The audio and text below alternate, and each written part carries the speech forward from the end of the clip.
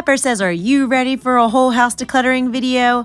I know I am, as long as you don't touch my kitty treats. Hi everyone, welcome back to Hoarder's Heart. On this episode, we're going to be doing a whole house decluttering video. This video is part of the Mega Motivational Collab series. So please, when you're done watching this video, check out the link in the description box below so that you can click on the playlist and see what everybody else is doing too, because it's a great way to get inspiration to declutter and clean in your home too. So, I have to admit, when I first saw the subject, I was a little like, woo, a whole house decluttering. That is intimidating.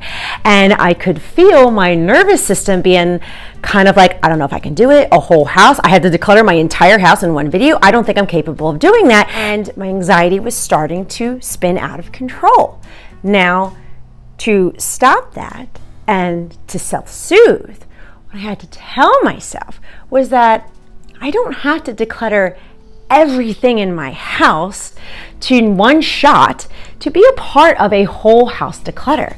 What I can do is embrace where I am in my recovering and hoarding disorder and do what feels safe right now to self-soothe my nervous system. And that is, I can go to a few rooms and declutter a few things. What feels good, what feels safe, what feels successful. So that way I continue to declutter in the house and I continue to chop away. And I don't put my nervous system out of regulation and out of control and into panic mode where I'll backslide and hoard again. That's not what we're doing. So what we're going to do is we're going to declutter in each room what feels safe to let go of. So we're going to start in the kitchen, which is the high traffic area. Pepper is here for emotional support. And I'm so happy to say that, we've been really keeping up with the kitchen routines. We're finally able to keep up on everything since I created my ADHD control journal. And also hubby and the kids are very much a part of the cleaning routines too. So what I'm going to do is actually go through our pantry because I know there's things that we can toss out, and also there's some snacks that are good that my kids aren't really liking, so we're gonna have to make sure we give them away. And the most important thing I want to start off with is when you're decluttering, give yourself grace during this process because everybody has messes somewhere. A house cannot be perfectly lived in at all times. That space is called a museum. We are decluttering our homes. So if there are things that need to be thrown out or you're just like, oh my God, why did we keep this? It's really not a big deal. I'm actually tired of seeking this perfection. I am just going to declutter what feels good in my heart to create a space that is more enjoyable for my family. And when you give yourself grace and acceptance to it, it becomes more of a positive experience instead of a negative one where you're beating yourself up. When you do that, your nervous system programs it as, decluttering is not fun, it's not safe, and I don't want to do it. But when I tell myself that, you know what, it's all right, messes happen, we'll declutter it, we'll enjoy the new open space, and we'll feel accomplished. That is recoding my nervous system that, hey, decluttering is safe because we're going to feel good when we do this. And I'm going to give the stuff that's still good away on my Facebook Towns Giving page because someone's going to be able to enjoy it. And I'm also going to recycle what we don't need anymore. Next room we're going to go into is the living room. And again, is there still some stuff around? Sure, there's still some old habits, but we're going to clean it up now.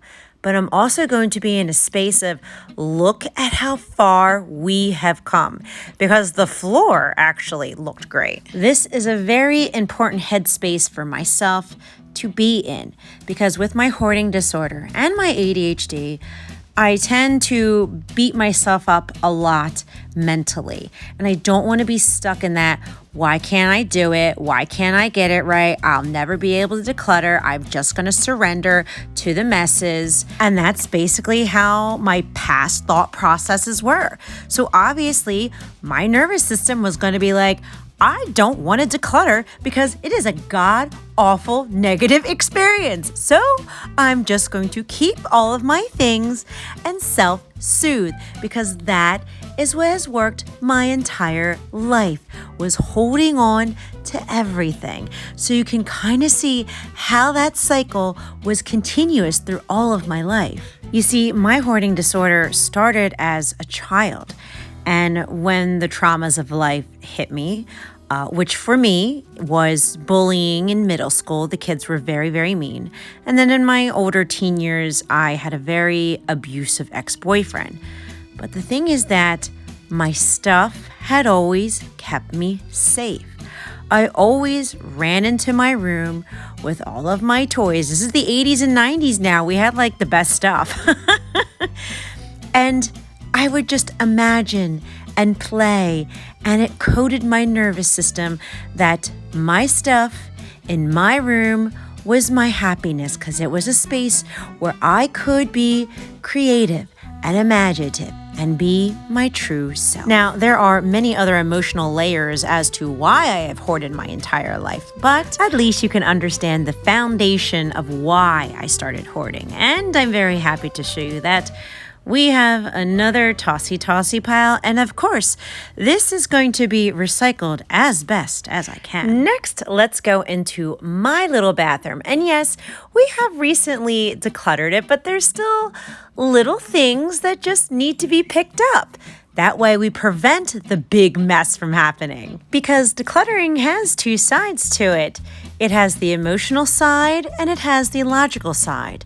And everybody shares both of that logic and emotion with their stuff. With my hoarding disorder, I was 95% emotional, 5% logical.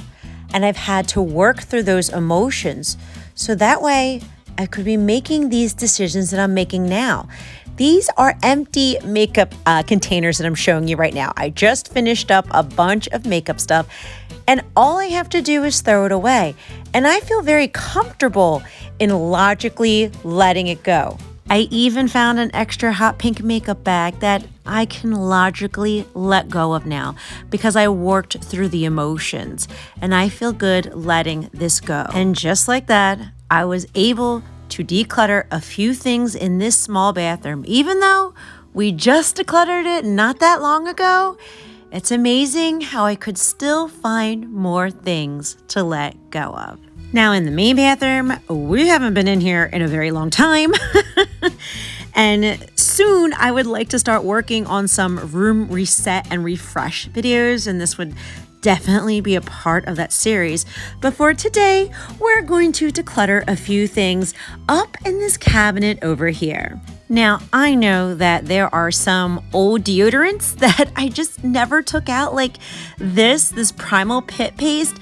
I used to love this, but now it's really hard to find, and I think that's why I subconsciously kept these two jars, but we're going to let them go. Same with this Target eyeglass cleaner. Legit, I got this in the apartment. We moved into this house in 2008, so this is pre-2008. And with another dried out deodorant that we can throw out, the main bathroom has its own small tossy pile, and we will recycle it as best as we can. And last but not least, we're going to go into the master bedroom. As you know, the beginning of last year, we had decluttered and had redecorated this whole area. And we definitely have been enjoying it, but I have not really done a video focused on cleaning in the bedroom for a while, and there are some small piles starting to trickle in.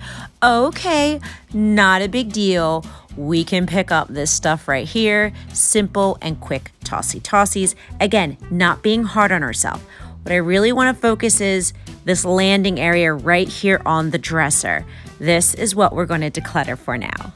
And a lot of this is the ADHD side of my brain, because this is the first flat surface near the door. So whether you're coming in or going out, and my mind is always spinning. So when I'm going to the next room or catching up with the next thought, or I'm late to something, This is the first dump and go section. It's right here because in my mind, I'm like, well, it's in the bedroom. It's close to where it fully belongs.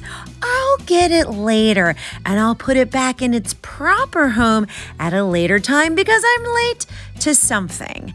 And that later never ever comes. The only time it seems to come is from my ADHD control journal, but mostly when I make a video on it.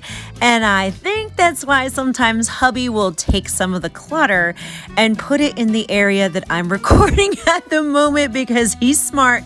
He knows I'll be in hyper focus enough from start to finish and make the proper decision on what I need to do with it. And I'm actually thankful for it because first off, he's not throwing away things behind my back because that would trigger me to regress in my hoarding and hide and hold on to everything, but also that he's listened to me and recognizes what actually works to get me motivated in decluttering.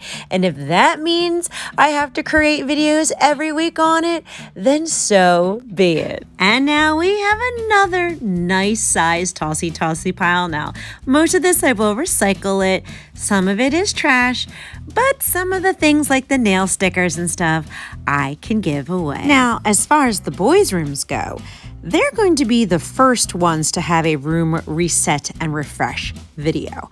So we're going to save that footage for then. But we do have two little things that we're going to post on our Facebook Townsgiving page. That way another child can be blessed with it. And now Miss Pepper is very pleased by all the things we decluttered in this video. And my hope and my prayer is that this video motivated and encouraged you to declutter something in your home today too.